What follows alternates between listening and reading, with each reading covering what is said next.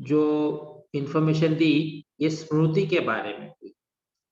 वापस एक बार मैं याद दिलाऊं, दो होते हैं श्रुति और स्मृति। श्रुति होती है वो दो है, वेद और तंत्र, है ना। ये श्रुति है, मतलब कि वो समाधि अवस्था में जो ज्ञान प्राप्त हुआ वो गुरु ने अपने शिष्यों को बताया, वो वाला ज्ञान। और फिर वो जो शिष्य हुए उन्होंने अपने हिसाब से उसको ग्रंथस्थ किया, है ना। तो वो क्या कहलाया? स्मृति कहलाया। शुरुआत में उन्होंने मस्तिष्क में रखा और फिर उसने अपने शिष्यों को बताया और बाद में ग्रंथस्थ किया उसे, तो वो स्मृति कहलाया। तो स्मृति ग्रंथ हमने देख लिए, श्रुति ग्रंथ के अनुरूप वेद को भी हमने देख लिया। अभी श्रुति के अंतर्गत जो दूसरा है तंत्र, और तंत्र के ग्रंथ उसके बारे में समझेंगे। तंत्र साहित्य, तो तंत्र साहित्य के 5 संप्रदाय है।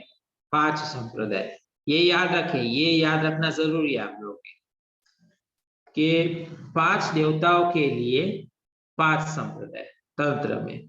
शैव संप्रदाय, शाक्त संप्रदाय, वैष्णव संप्रदाय, गणपत्य संप्रदाय और सौर संप्रदाय। शैव संप्रदाय भगवान शिव की उपासना करते हैं, शाक्त संप्रदाय शक्ति देवी की, माँ दुर्गा की कहो उपासना करते हैं। वैष्णव संप्रदाय भगवान विष्णु की उपासना करते हैं। गणपत्य संप्रदाय गणपति जी की उपासना करते हैं। और सौर संप्रदाय भगवान सूर्य को ही परमात्मा मानते हैं, ईश्वर मानते हैं और उनकी उपासना करते हैं। तंत्र तथा आगम दोनों समानार्थी वाक्य शब्द है। यदि आगम शब्द कहीं पे आता है तो समझो कि ग्रंथ किसका है? तंत्र के लिए। तंत्र शब्द आता है तो समझना है आगम के लिए। किसी किसी स्थान में आगम शब्द के स्थान में निगम शब्द का भी उपयोग आता है, तो निगम शब्द भी जहाँ है समझ लेना है एक ग्रंथ किसका है? तंत्र का है। जैनिज्म में आगम और ये जो निगम, ये प्रकार के ग्रंथ वहां पे कहे गए हैं इस प्रकार के। तो वो बेसिकली है क्या? वो तंत्र के ग्रंथ है, सिंपल। देखो, जो ब्रह्मांडीय ऊर्जा के बारे में, ब्रह्मांडीय ऊर्जा के बारे में जो व्यक्त करता है, उसको समृद्ध बनाने के लिए अपने भीतर जो साधना की जाती है वो तंत्र की साधना होती है। आपके भीतर कुंडलिनी शक्ति है कि नहीं? वो कुंडलिनी शक्ति जो है, जो सोई पड़ी है, उसे जगाने के लिए जो साधना की जाती है वो तंत्र की विद्या के आधार पे की जाती है। और ये जो बाकी का ये जो वेद का जो ज्ञान है वो कैसा है? वो ऐसा है थोड़ा कि वो इंस्पायर्ड है कर्मयोग से, है ना, सॉरी भक्ति योग से इंस्पायर्ड है, मतलब कि ईश्वर प्रणिधान के आधार पे है कि हमें इस भावना से के साथ हर एक कर्म करने हैं कि जो हम अपने लिए नहीं पर ईश्वर के लिए कर रहे हैं, और ये भावना प्रमुख रखनी है और कर्म करने हैं। यहाँ पे क्या है कि स्वयं को ईश्वर मानना है और कर्म करना है। वैसे देखा जाए तो दोनों में कुछ खास भिन्नता नहीं है, परंतु जब इम्प्लीमेंटेशन लेवल पे आएगा तब दोनों में डिफरेंस आ जाए। अब जो है वेदों को मानने वाला जो है वो आपको निरहंकारी लगेगा और तंत्र को मानने वाला थोड़ा अहंकारी लगेगा इंसान। ये फर्क होगा। पूर्व के समय में देवता और राक्षसों में जो फर्क होता था ये यही होता था कि देवता थे वो डाउन टू अर्थ थे, सत्वगुणी थे, पर ये जो तंत्र को मानने वाले जो राक्षस थे वो कैसे थे? थोड़े तामसी थे, है ना, इसलिए उनको राक्षस कहते। कुछ भी हो, दोनों ही संप्रदाय अपनी अपनी जगह पे अच्छे हैं। दोनों ही जो प्रकार है श्रुति के वो अपनी अपनी जगह पे अच्छे हैं। अब ये तो साधन उपयोग करने वाले के ऊपर डिपेंड करता है कि वो किस प्रकार से उपयोग करे।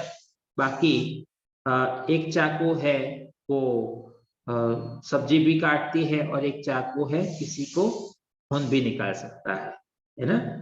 तो वो उपयोग करने वाले के ऊपर डिपेंड करता है, उस चाकू से उससे कोई मतलब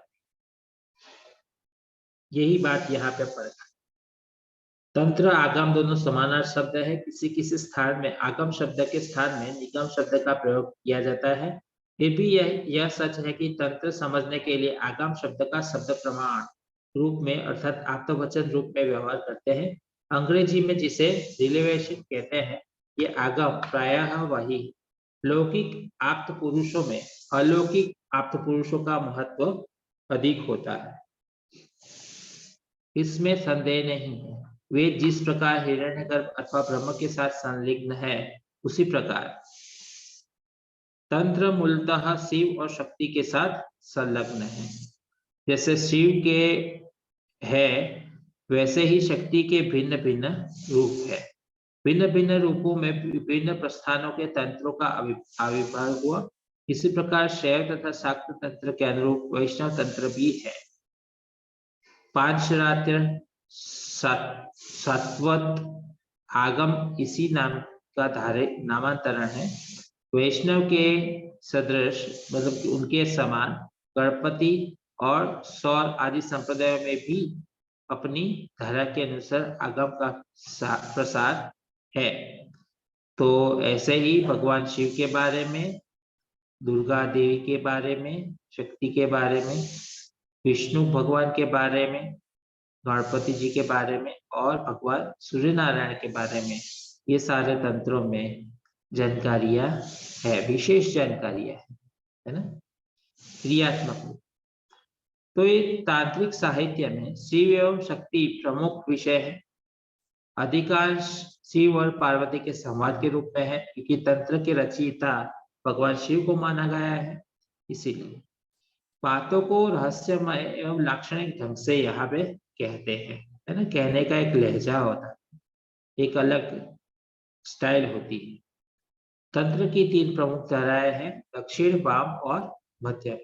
कर्म कांडों की प्रधानता है तथा इसके अधिकांश ग्रंथ एक प्रकार से व्यवहार पुस्तिका प्रैक्टिकल मैनुअल जैसा काम करता है ना, कि ये करो ये करो ये करो तो ये होगा, ऐसा इस प्रकार। हठयोग और तंत्र विद्या का अत्यधिक निकट का संबंध है, अर्थात तंत्र विद्या से हठयोग की उत्पत्ति मानी गई है। ऐसा इसलिए कहा गया है क्योंकि भगवान शिव ही दोनों विद्याओं के प्रणेता है। तो हठयोग जो है वो 14वीं 15वीं शताब्दी में जो शुरू हुआ, वो किससे इंस्पायर्ड हुआ था? तंत्र से इंस्पायर्ड हुआ था।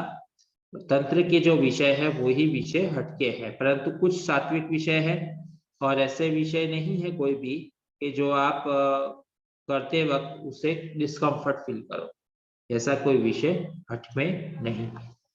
तो ये सारा दर्शनों का ज्ञान था। आशा है आप सभी लोगों को थोड़ा काम में आया होगा और कुछ समझ में आया होगा।